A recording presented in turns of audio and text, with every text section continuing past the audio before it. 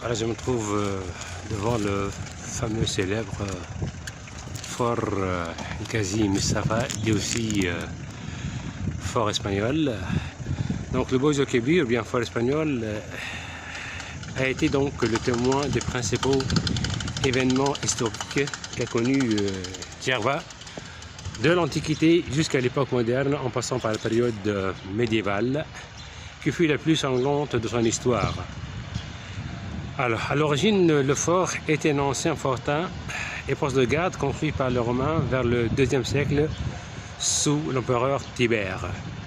Siècle donc au cours duquel fut construite d'ailleurs la fameuse chaussée romaine. L'île de Djerba a connu des périodes d'instabilité durant le règne des Érides qui ont relevé les Fatimides partis en Égypte au XIe siècle. L'île fut conquise par Roger II, roi des Normands, en 1134, mais leur présence fut de courte durée dans l'ensemble du pays car ils ont fut chassés par les Almohades venus du Maroc qui annexèrent Djerba et l'ensemble du pays à leur royaume.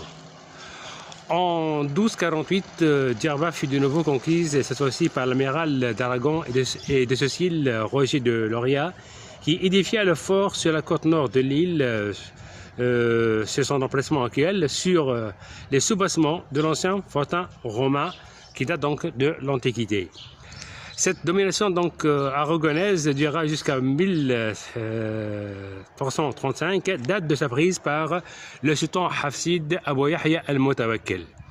Alors, les attaques aragonaises reprirent sous Alphonse V d'Aragon en 1424 et 1431, mais furent repoussées par le sultan Hafsid Abou Fers al-Mutawakkil, appuyé bien sûr par les habitants de l'île, et c'était lui qui fortifia le fort et lui donna donc sa forme définitive, sa forme actuelle. Alors vers 1500, Djerba passa sous l'influence et domination ottomane et devint bien sûr la base navale du corsaire, des fameux corsaires Arouj Barbarousse et les navires de son escadre.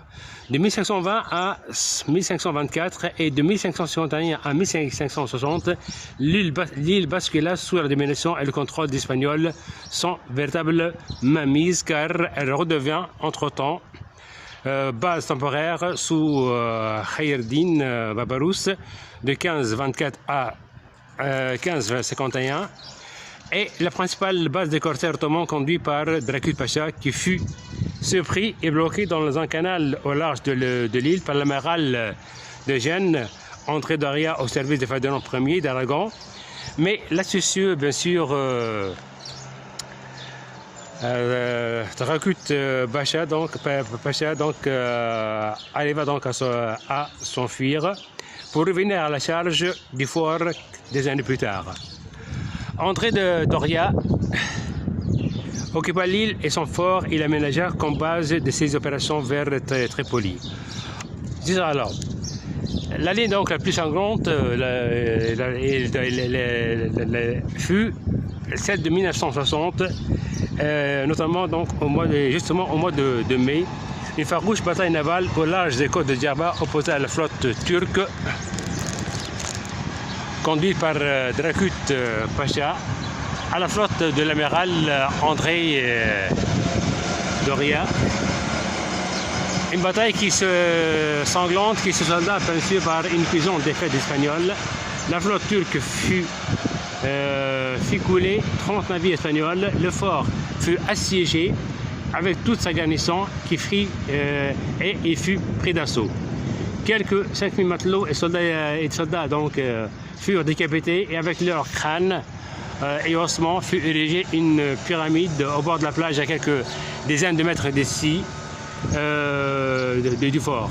Donc cette pyramide y resta jusqu'à 1848, date de sa démolition sous l'ordre d'Ahmed Bey de Tunis, suite à la demande et à l'intervention du consul français.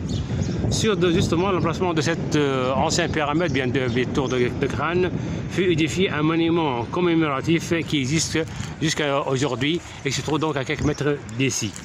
Alors, le fort, il faut dire que le fort donc a été restauré pendant donc l'époque coloniale française. Et puis donc après l'indépendance des pays dans les années 60. Et maintenant, tout un musée intérieur donc fut aménagé.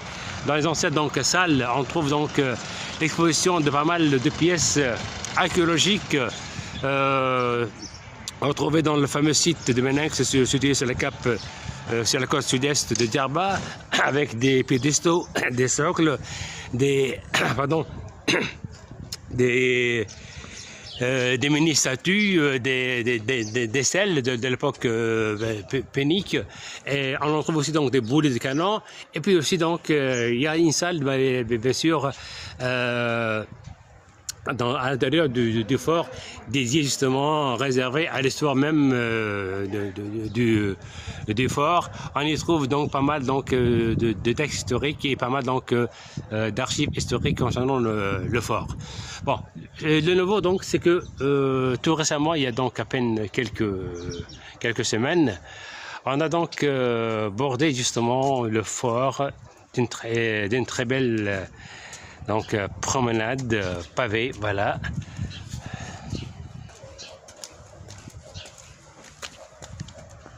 Là, la promenade pavée, elle est là, la promenade pavée. Une promenade donc pavée, donc qui ceinture le bord, donc vient d'être donc aménagée tout récemment. Et ça va donc devenir vraiment un lieu de promenade pour les habitants de l'île, notamment donc pendant donc les mois chauds de l'été, voilà. Alors là donc j'ai fini la façade voilà avant du fort, donc voilà. Dans le temps donc il y avait un pont-levis à l'entrée du fort et l'eau de la mer donc coulait donc jusqu'à donc cet espace là où sont plantés ces beaux palmiers, voilà. Le fort donc il est ouvert à la visite tous les jours, bien sûr, de 8h jusqu'à 5h donc de l'après-midi, voilà. Alors je vais donc contourner tout le fort, le filmer, voilà. Alors il est situé justement à quelques mètres de la mer, voilà. En haut donc là, donc pardon, en haut là, donc là, en haut, à ma gauche là, c'est une citerne, c'est la citerne du fort. Il y en a une deuxième plus loin, voilà.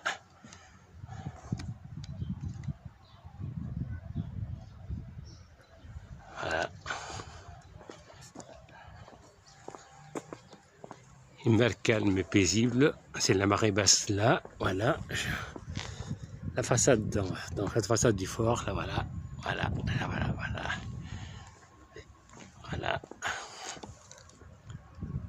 Et la promenade, voilà. La façade du fort et la promenade, voilà.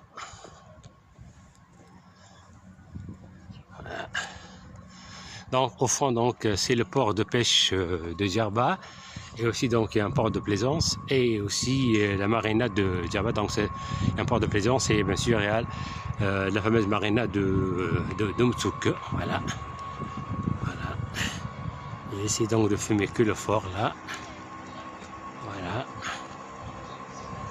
le fort.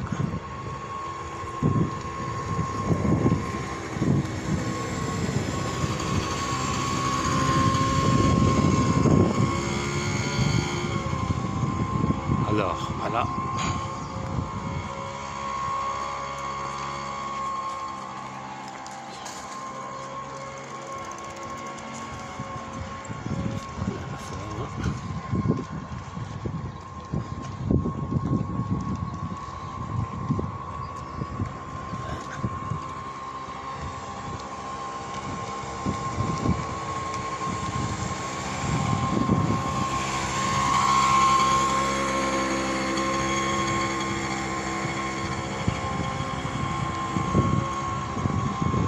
Voilà.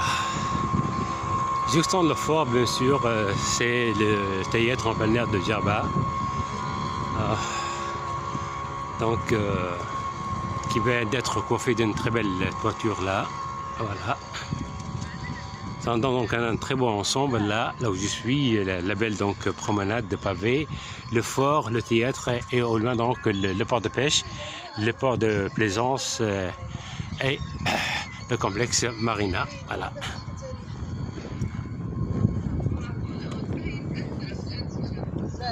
لا الناس اليمين لا عندك الناس اليمين ده طويل غير بس لا يبقى كروم ولا ما على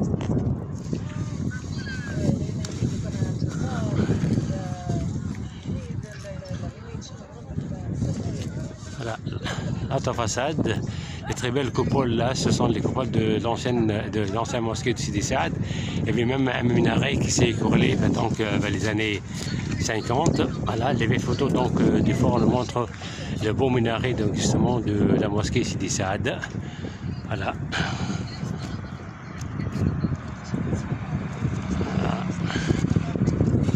J'essaie de me concentrer sur le fort. Il y a encore des travaux là aussi en face de moi. Voilà. Pour ceinturer carrément tout le fort de tous les côtés. Voilà. Voilà.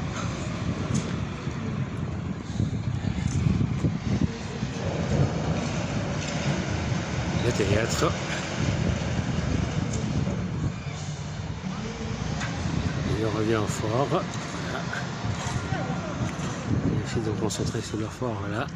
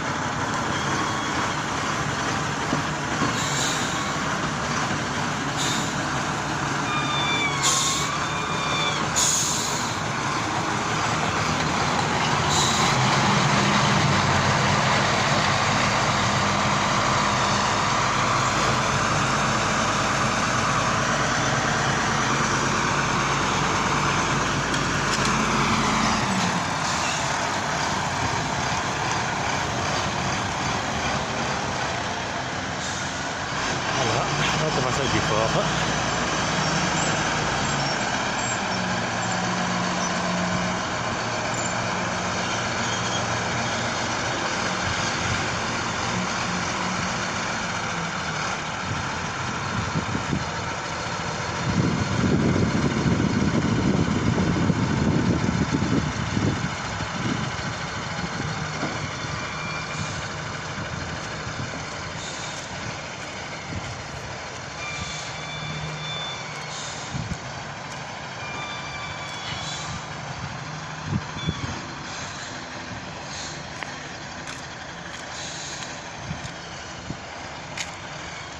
Et là, c'est la principale citerne du fort. Voilà.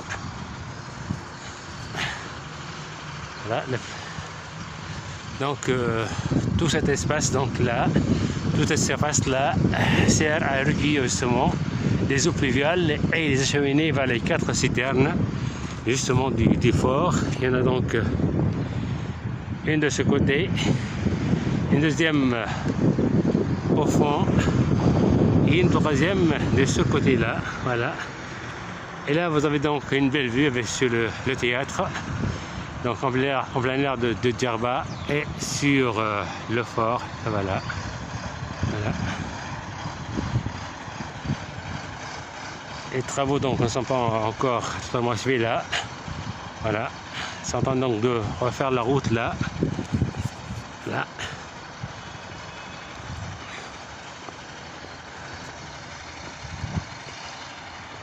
Voilà.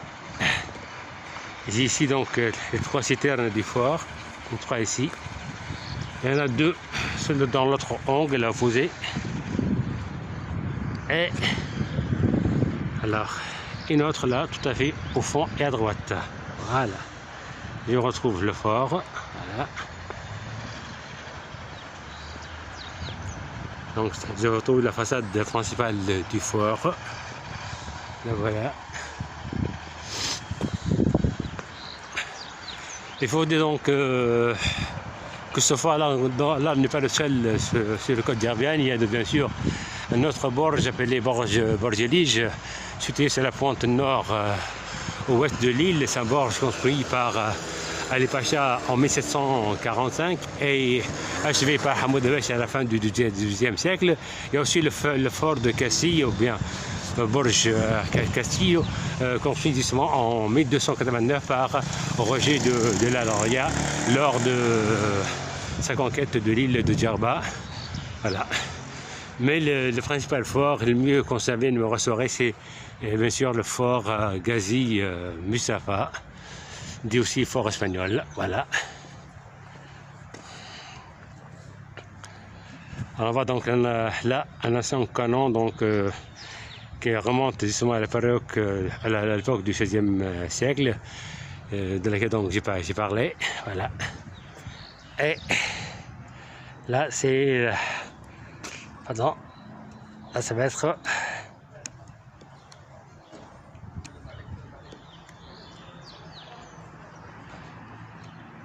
la deuxième citerne du fort là que je vais filmer, voilà. Les citernes donc, qui permettaient donc d'alimenter les occupants du fort en eau et même les habitants de Djerba. Là voilà, elle est là, la citerne là. Elle est moins grande que l'autre là. Voilà. Et je retrouve bien sûr la façade principale, façade est du fort. Voilà.